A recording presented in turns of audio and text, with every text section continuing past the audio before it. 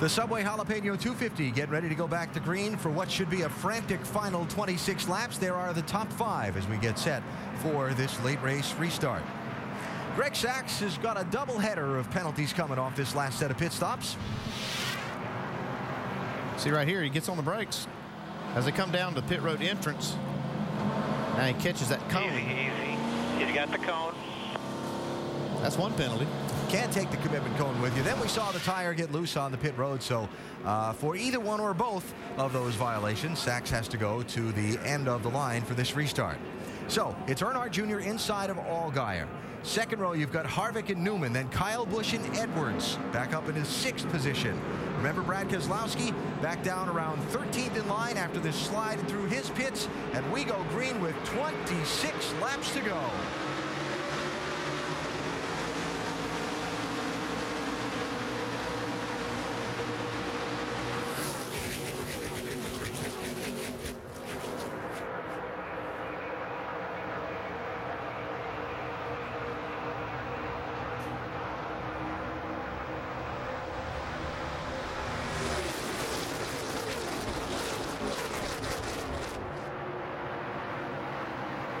I don't know what it is about these late laps at Daytona, but you just feel the intensity build when they wave that green flag. Right there, yeah, for sure. It's like, oh.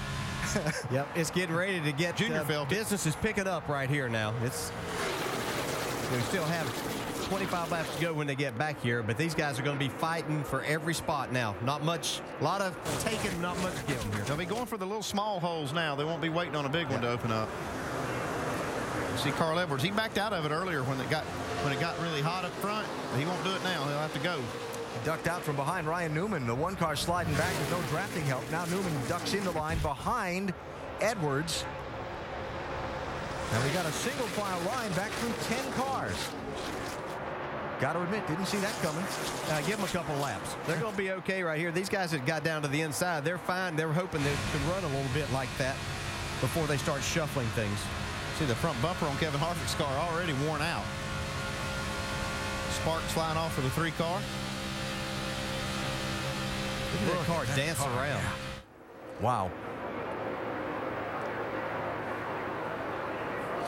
And Kyle Busch, remember, got shuffled from the lead by Junior just before the caution, then slid through his pits, back up in the 3rd spot, got his Gibbs teammate Joey Logano right on the back bumper. As long as the leaders can hold that yellow line, it's going to force these other cars that want to try to advance to move up. Right now, they don't want to. No, they don't, but I would say if Kyle Busch can get a run with his teammate Joey Logano on his bumper, then he'll go to that outside and try to get back to the front. And he won't wait very long in doing that, I don't believe.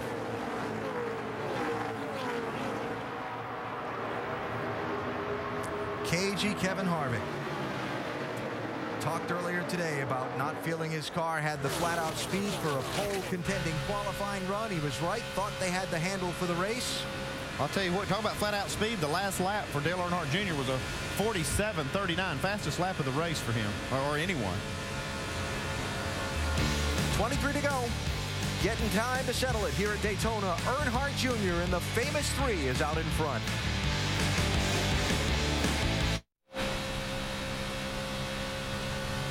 Don't forget, tomorrow morning, NASCAR Now on ESPN2 at 10 a.m. Eastern Time to get you ready for the Sprint Cup race from here in Daytona. And on Sunday, the Eyes on IndyCar Series on the historic road course at Watkins Glen. That's on ABC at 3:30 Eastern Time. From here in Daytona, this NASCAR Nationwide Series moves on to Chicagoland. That's next Friday night, 7:30 Eastern on ESPN. Hope you'll be with us for that. We are in for a great finish tonight here in Daytona. Dale Earnhardt Jr. leading Kevin Harvick, Kyle Busch, Joey Logano, Clint Boyer, and a host of others with 19 laps to go.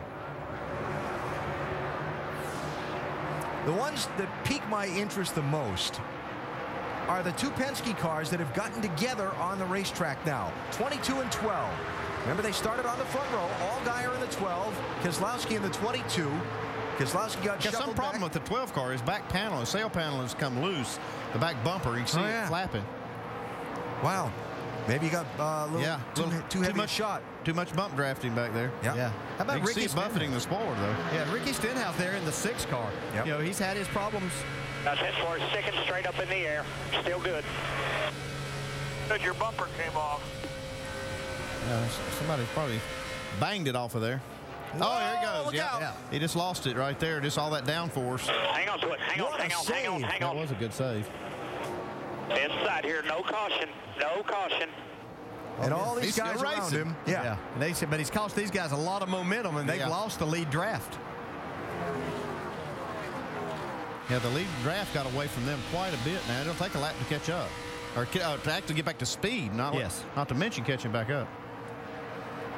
Go ahead, Mike. Alan, listening to the radio for the 12, you could sense something like this might be coming. Not too long ago, he came over the radio and said, we are all over the place. In fact, he told his crew chief he thought there was a hole in the body somewhere because it was so aero-sensitive, more aero-loose and more aero-tight than they were when they started the race. So Justin certainly could sense something was changing with his race car.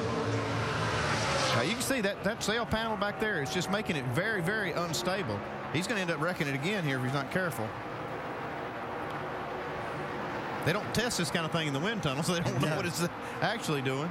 There's Chad Walter, his crew chief, getting a good look at it on the radio and getting a battle plan together for his guys when that 12 car comes to pit road. At some point, you got to figure they're going to have to.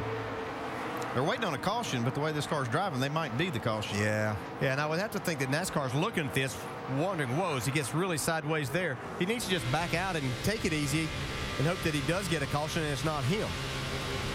What that. It is crazy loose. Yeah, 10 forward. You can't afford to get on the bottom here. Just pedal it nice and easy. What that half spin did, as you were talking about, was break the front 7 cars away from the majority of the pack. And that really changes the dynamic of the end of this race for all those guys trying to run for the win. So Allgaier hanging on, as you said, hoping for the caution and hoping not to be the caution. Junior, Harvick, Busch, and Logano, front 4, trying to break away.